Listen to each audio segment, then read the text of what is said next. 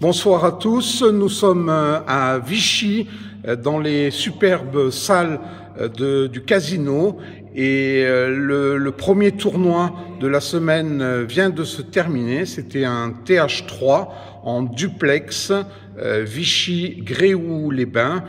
Donc c'est un duplex totalement inédit qui a rassemblé quasiment 500 joueurs.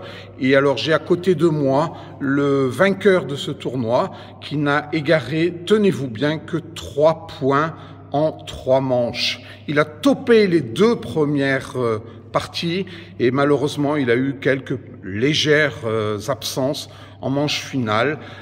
Et donc on va se tourner vers lui. Ne ménageons pas davantage le suspense. Le vainqueur de ce TH3 est Thierry Chinchol. Bonsoir Pascal. Thierry. Bonsoir Pascal. Alors on est à proximité d'un gramophone. Oui, tout à fait. Qu'on appelle aussi, je crois, phonogramme. Alors oui, c'est plutôt un phonogramme, si j'ai bien compris. Alors bon, peu importe, on va retenir. En plus, il y a une harmonie dans les couleurs.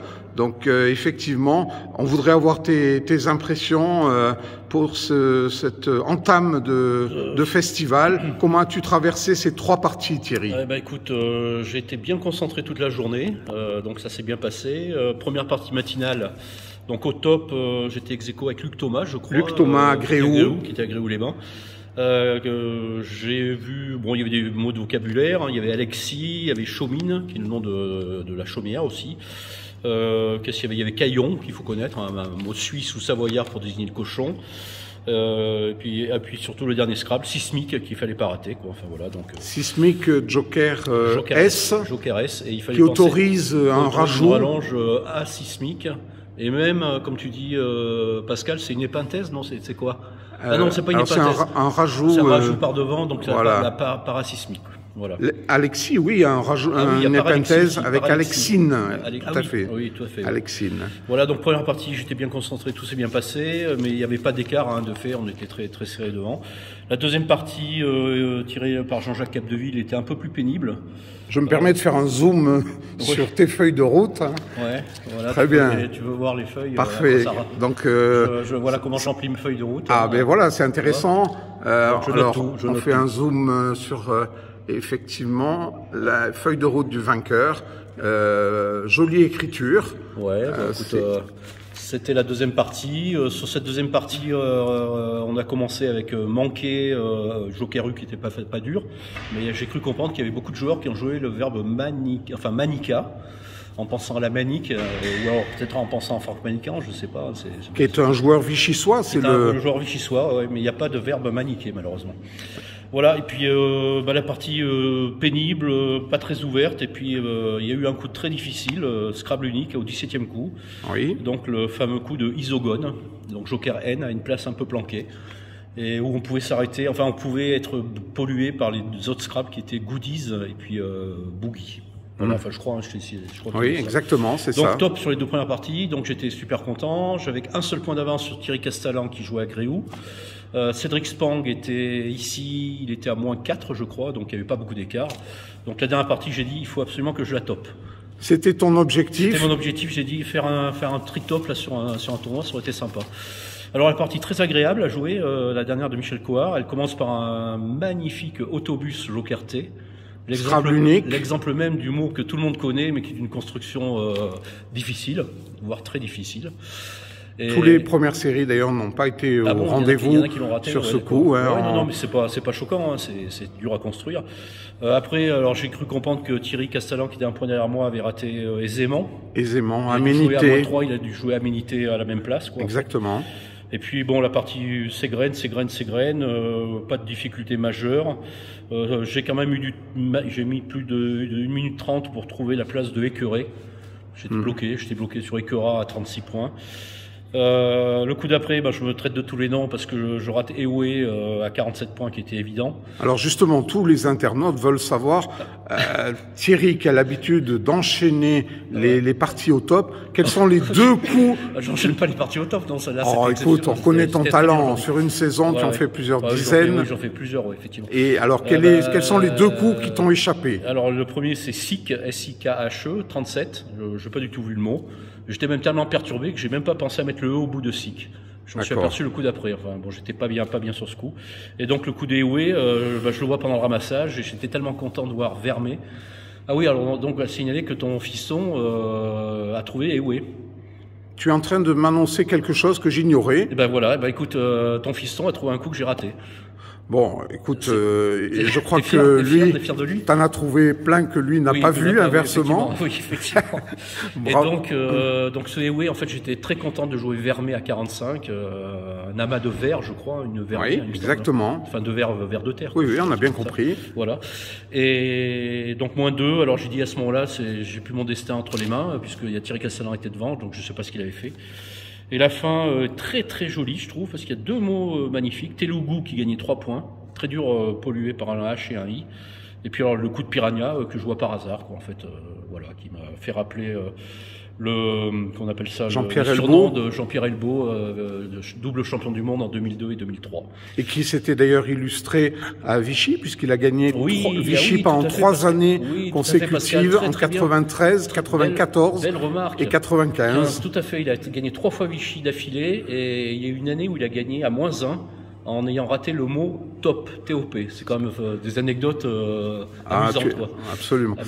Et d'ailleurs, c'est l'occasion de lui faire un petit coup d'œil. Il est installé désormais dans la belle province depuis plusieurs années. Et il continue d'ailleurs, sa plume est toujours aussi délicieuse. Tout à fait. Et il joue encore un petit peu, j'ai l'impression. Il fait quelques tournois, mais enfin bon. Effectivement. Mais Québec, quoi. Enfin, voilà. Absolument.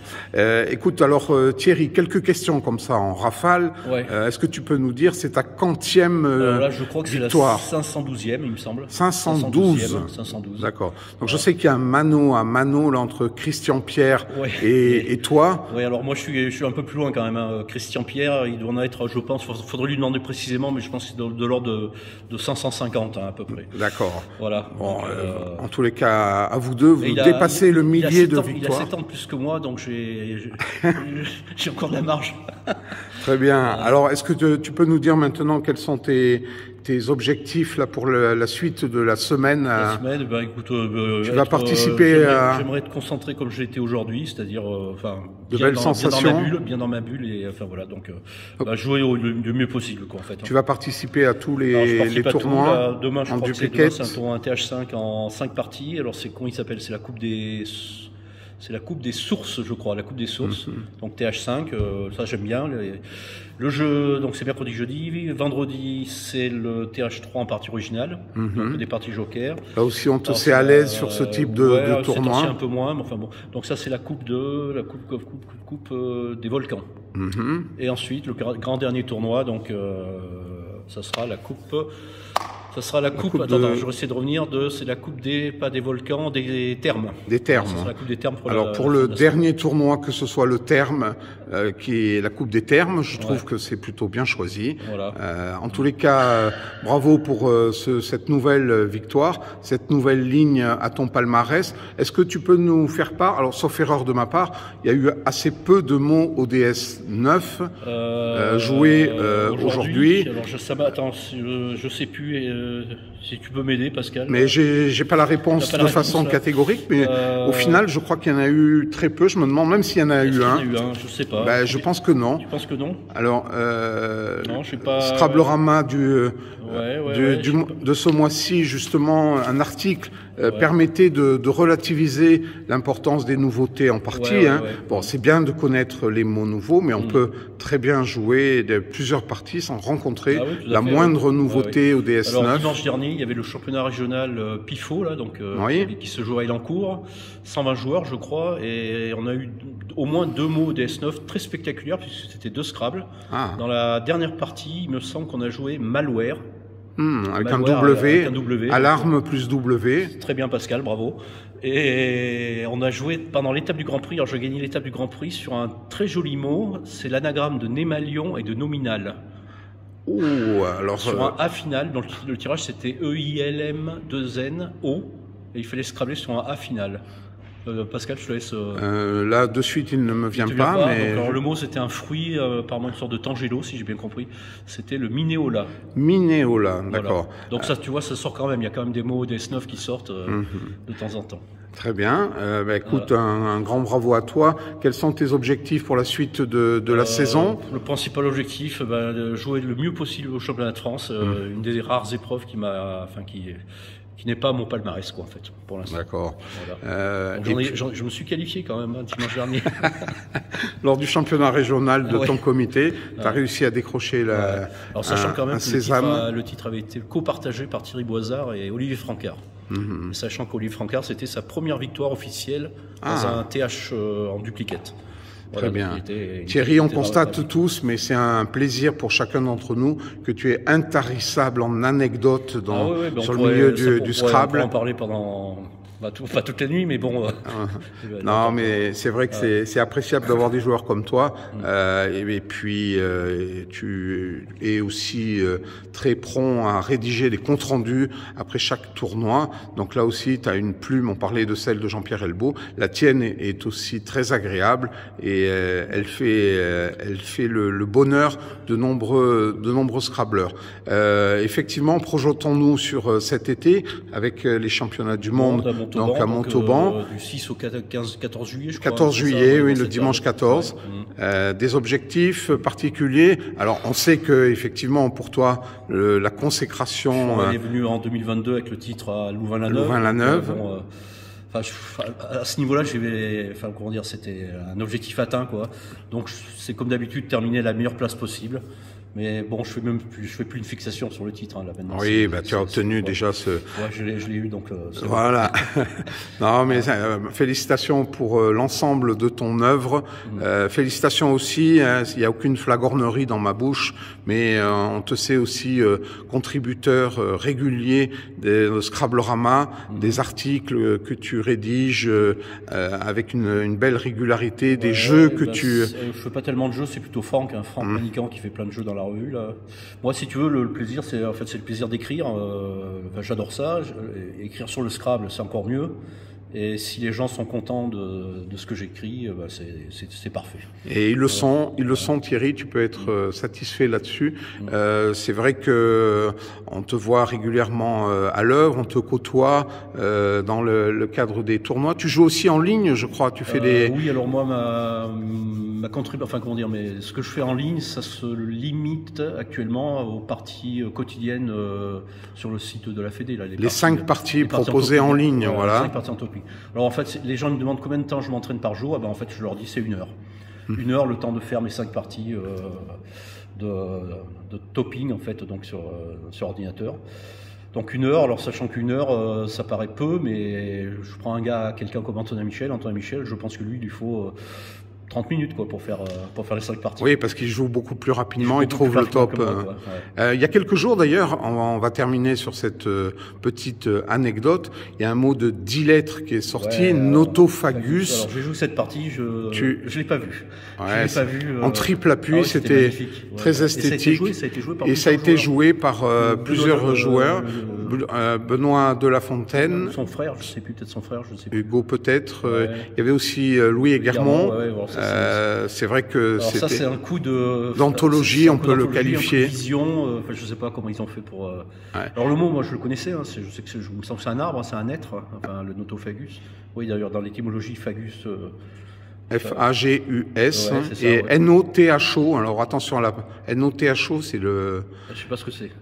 Je sais pas non plus, mais c'est un superbe dilette qui a une décomposition en plus en 9 plus 1. Ça, je l'ai vu. Shogunat plus F. Plus F, absolument. L'intérêt d'apprendre ce genre de mots est proche de 0. Proche de 0, mais quand ça sort, c'est ça. Jouissif, quoi, en fait. Ouais. Bon, en tous les cas, bravo encore une fois Thierry pour cette petite interview. On te souhaite une bonne semaine Merci, vichysoise. Merci Et à vous puis aussi, à vous aussi. au plaisir. Alors on a vraiment un cadre très agréable. On va terminer cette interview par justement un petit zoom sur une exposition qui a lieu en ce moment avec des objets particulièrement kitsch. C'est vraiment un bonheur de se plonger dans cette ambiance. Voilà, je la partage avec vous. Vous avez aussi ici voilà, c'est bon, superbe décoration. Voilà. Ben, écoutez, bonne soirée à tous. On essaiera de faire d'autres vidéos sur Vichy. Peut-être Gréoux aussi, s'il y a un relais sur place. Et à très vite. Au revoir.